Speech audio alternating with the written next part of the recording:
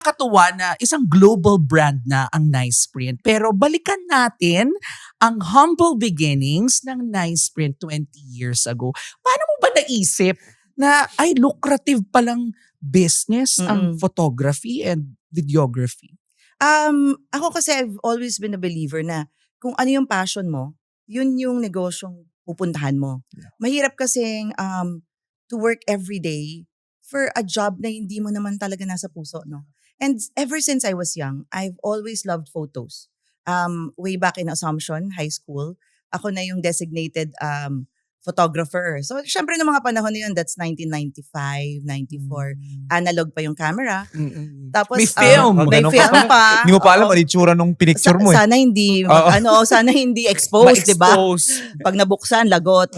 So that was how it started. And then I would develop all the photos. Gagawan ko ng scrapbook. Isa-isa for every event namin, soiree, birthday ng mga barkada Kodak ko sa pa yun, Assumption. Kodak. Oo. So, ganun nag-start. Ang tawag ko nga doon is OG Pinterest. Yes. Nung wala pa tayong Pinterest dati, naka-scrapbook ka, di ba? So nakakatuwa pag binabalikan ko ngayon yung mga scrapbook. Ganun, the creativity is there, but the memories remain, di ba? Yun pa rin yun eh. Ano mang format ang pictures mo, basta na-capture mo, talagang magbabalik ng so many memories for you. And then, after a few years, so kinasal na ako. Syempre, as a bride, na in love ako sa weddings. Nakakatuwa ang weddings eh. It's a very happy industry. So, after that, yung negosyo namin ng boyfriend ko pa lang, no, bago kami mag-asawa, was Konica. So, that was the kalaban of Kodak. So, Konica Photo Express para po sa mga Gen Z na hindi na po inabutan yon. Nabutan ko pa yun. Nabutan mo ba? Yun yung balik-balik film, no? Yes. So, papadevelop ka, mainit-init pa yung picture pag nakuha mo. Yes. That was the first franchise that we ever got into. Yun yung excited kasi bibigay sa'yo. Parang pagbukas mo nandun lahat, no? Tapos Oo. excited ka makita yung mga nakuha Tapos minsan mo. multiple kasi Oo, nagkakadikit-dikit pa yun eh. Tikit pa, mainit-init eh. Oo. So, yun ang first business natin. So, again, nasa industriya ng photos. Tapos, nagbukas din kami ng Video City. So, nakakatuwa. Video Para City. para Grabe, siyang Video photo City. and video talaga. So, Video City, para din po sa mga Gen Z na hindi alam, yun po yung rentahan.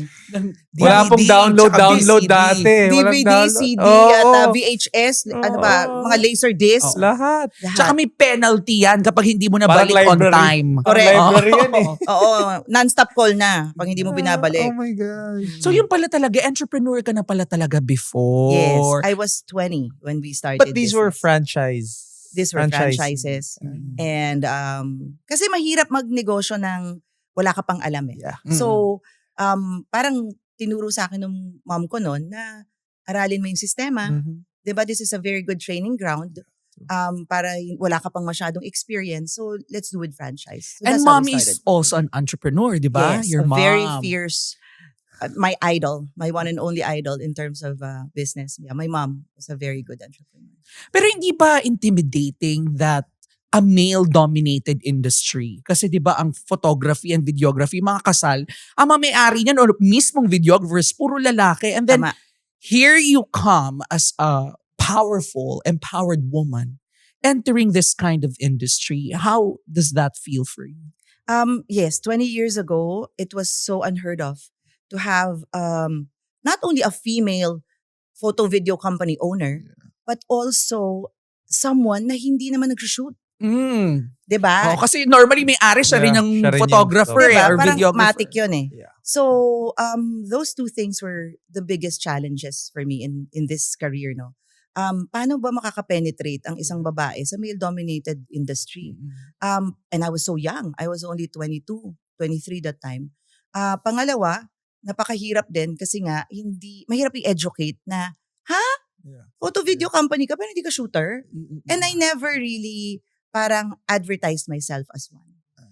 Never ko sinabi na photographer po ako, videographer ako. I was really dead set to say that I was a studio owner. And why is that? It was really never my forte to be the technical person behind the camera. So I thought of it na parang maging challenge is, ang forte ko, management of people, Marketing. marketing, Oo, harap. branding. Oo nga, harap. So ginawa natin yun na tool para mabago yung landscape. And I feel like nagkaroon ng changes sa industry kasi ngayon hindi na siya unheard of. Meron na rin mga ibang studio owners na hindi na sila yung mismong nag-shoot. Because you set the standard and I think lang Nice Print is the blueprint of other photo and video businesses. Kasi kung ano nakikita nila sa Nice Print, they Yun set yun the trend, ginagaya din nila And when it comes to businesses, I believe may dalawang it's the product and also how you sell the product. Nga, yung nagmamanage, how you face, ikaw yung mukha ng product, gano'n. So who did you partner up with? I wanna know sana, yung nagdala nung skills, let's say. Yung hindi mo ginagawa, may ibang gagawa nun eh. And then ikaw na bahala dun sa expertise mo. So syempre nung time na yon, we started with just one team. Yeah. Just 5 people. Nung time na yon, yung mga Konica photographers namin. Okay? Na 'di ba pagka Konica naman, it starts meron studio 'yan, 'di ba? May ganitong shooter, etc. So pina-train namin sila to become wedding and celebrations photo and video team. So that's how it started. We had a pool of 5 people who we really, really trusted. And most of them are still with us till now. Yeah. So nakakatuwa, no? Tapos after nun, from 1 team to 2 teams, 3 teams, and the rest is history.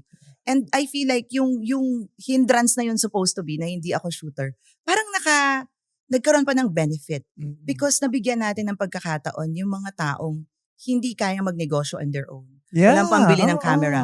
Walang pambili ng first computer. Pero may skills, etc. no? Pero napakagaling ng skills. May So talent. para akong naging talent manager. Yes. Diba? Ng mga magagaling na Ng magagaling photographer. na photographers. Yeah. And that way, I was just a tool by the Lord na maging instrument Yes. para mapa-fly itong mga taong to.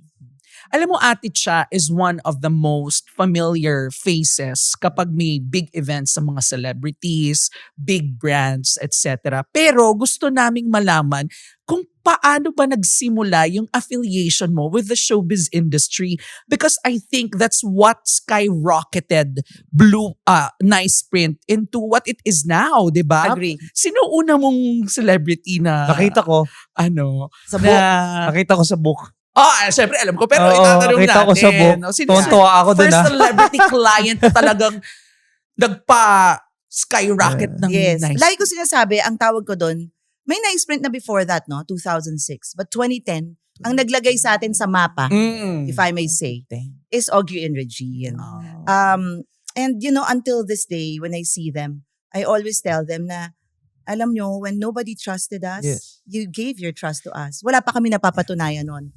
Bata ko pa nun, ang bata pa nung company. And yet, napakalaki yung stars. Yes. And, my gosh, Augie and Regine, right? In 2010. Ay, nung time na yun, Wow. grabe yun. So, no? talagang idol ng lahat. And Red pa ang wedding gown Red ni ang Ate wedding Reg. gown. Oo. Naka-boots. Mm-mm. So, that was amazing. That was a turning point. And up to this day, I am really, really grateful to them because of that, the trust and love and confidence. So, that was the start. Paano How did na-discover? that happen? Oo, Yes. ni Ate Reg? Okay, nung time na yun, friend ko si Claudine Barreto. Okay. Hi, Clau. She just had her birthday, belated happy birthday. Anyway, so Clau was my friend, my closest friend. And then one day, nalaman niya na engaged si Augie Regine. So si Clau, napakabait niyan, napaka-generous, helpful. So instantly, tinawagan niya si Augie at si Reg. Naku, may i-recommend ako sa'yo, yung best friend ko, hindi pwedeng hindi. Ganon yung mga linyahan. So, and then from that then on, parang nag-meeting kami with Kaka and everybody. Nagustuhan naman ni Augie and Regine what we presented. And, up to this day, nakakatuwa kasi nag-full circle na kami. Because just last year, we did the wedding of Leila, the daughter of Augie. So imagine, para bang to be given that trust over and over again by families, fun families, is really something na nakakatuwa at I will never forget, no? May natutunan ka bang bagong diskarte? Huwag kang matakot na sumubok.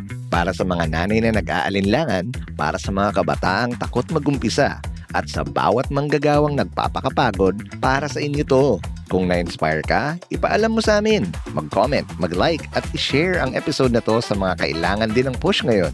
Kita-kits sa Apple Podcasts, Spotify, at YouTube. Discarding Pinoy, powered by Converge. Sama-sama tayong lalaban sa mga aral ng buhay.